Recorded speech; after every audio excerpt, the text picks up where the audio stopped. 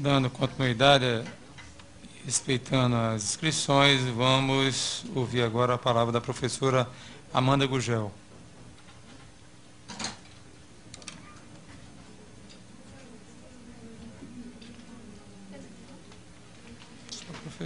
Bom dia a todas e todos.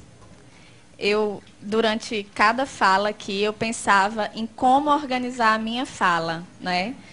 Porque, assim, são tantas questões a serem colocadas e tantas angústias, né, do dia a dia, de quem está em sala de aula, de quem está em escola, e eu queria, pelo menos, conseguir sintetizar minimamente essas angústias.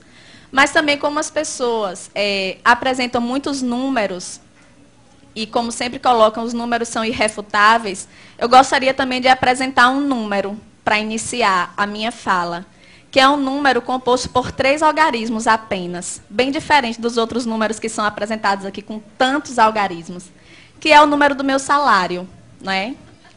Um 9, um 3 e um 0. Meu salário base, R$ 930. E aí eu gostaria de fazer uma pergunta a todas e todos que estão aqui, sim, nível superior, com especialização. Se vocês conseguiriam, mas também respondam só se não ficarem constrangidos, obviamente.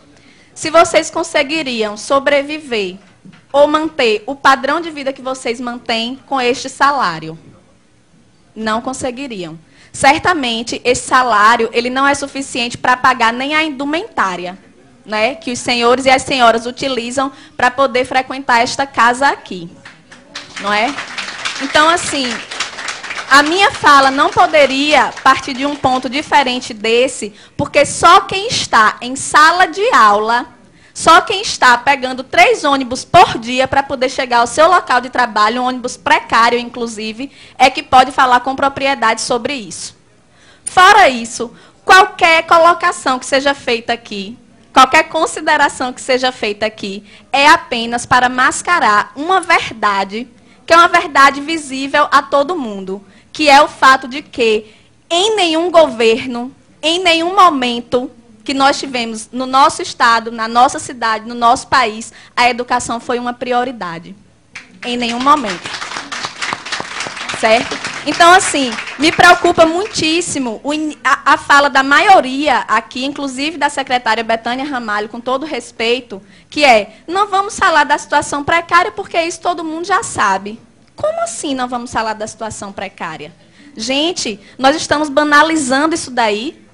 Estamos aceitando a condição precária da educação como uma fatalidade. Estão me colocando dentro de uma sala de aula com um giz e um quadro para salvar o Brasil, é isso. Salas de aulas superlotadas, com os alunos entrando a cada momento com uma carteira na cabeça, porque não tem carteiras nas salas. Sou eu a redentora do país? Não posso, não tenho condições. Muito menos com o salário que eu recebo. Tá certo? A secretária disse ainda que nós não podemos ser imediatistas, ver apenas a condição imediata. Precisamos pensar a longo prazo, mas a minha necessidade de alimentação é imediata. A minha necessidade de transporte é imediata. A necessidade de Jéssica de ter uma educação de qualidade é imediata. Certo? Então, eu gostaria de pedir aos senhores, inclusive, que se libertem dessa concepção errônea, extremamente equivocada, isso eu digo com propriedade, porque sou eu que estou lá, inclusive, além, propriedade maior até do que os grandes estudiosos, parem de associar a qualidade de educação com professor dentro de sala de aula. Parem de associar isso daí. Porque não tem como você ter qualidade em educação com professores 3 horários em sala de aula. Certo? Porque é assim que os professores multiplicam os 930. 930 de manhã, 930 à tarde, 930 à noite, para poder sobreviver. Não é para andar com bolsa de marca, nem para usar perfume francês. Certo? É para ter condição de pagar a alimentação dos seus filhos.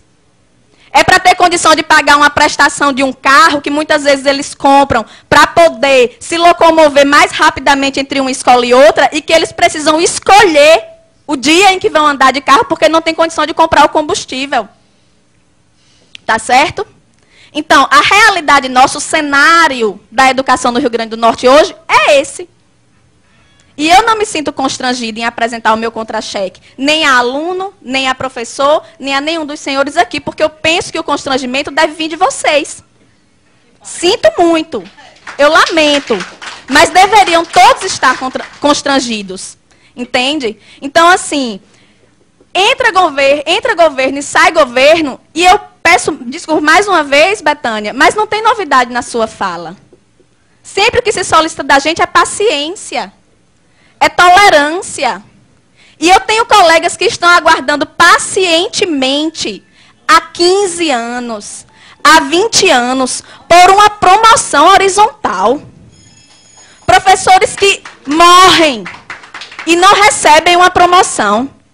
Então eu quero pedir à secretária, em primeiro lugar, paciência também, porque nós não aguentamos mais esse discurso. Não aguentamos. O que nós queremos é objetividade. Como é que é? Queremos sair desse impasse? Queremos. Mas como? Sem nenhuma proposta, de mãos abanando? Voltar mais uma vez desmoralizado para a sala de aula, para o aluno dizer, professora, a gente ficou aqui sem ter aula e só isso. Vocês receberam R$20, R$30, dão risada. Pedimos ainda, secretária, respeito. Para que a senhora não vá mais à mídia dizer assim, pedimos flexibilidade, como se nós fôssemos os responsáveis pelo caos, que na verdade só se apresenta para a sociedade quando nós estamos em greve, mas que está lá todos os dias, dentro da sala de aula, dentro da escola, em todos os lugares. Certo? Então, respeito. Não se refira à nossa categoria dessa forma, não se refira. Nem se refira apenas como se fosse a direção do Síndico que está querendo fazer essa greve. Não é não, é 90% da categoria.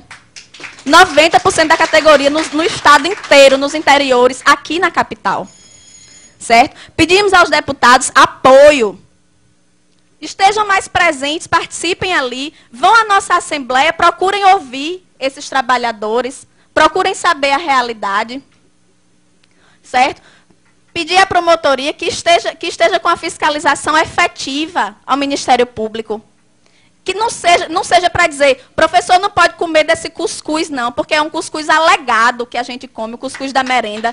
Porque a promotoria está para lhe dizer que a merenda é do aluno, não é do professor. Certo? É assim que funciona. Diga-se de passagem, nós não temos recursos para estar nos alimentando diariamente fora de casa. Não temos para isso. Certo? Então, são muitas questões mais complexas, certo? São muitas questões muito complexas que poderiam ser colocadas aqui, mas, infelizmente, o tempo é curto e eu gostaria de solicitar isso. Em nome dos meus colegas que comem o cuscuz alegado, em nome dos meus colegas que pegam 3 ônibus para chegar ao seu local de trabalho, em nome de Jéssica, que está sem assistir aula nesse momento, mas que fica sem assistir aula por muitos outros motivos, por falta de professor, por falta de merenda, certo? É isso que eu quero dizer.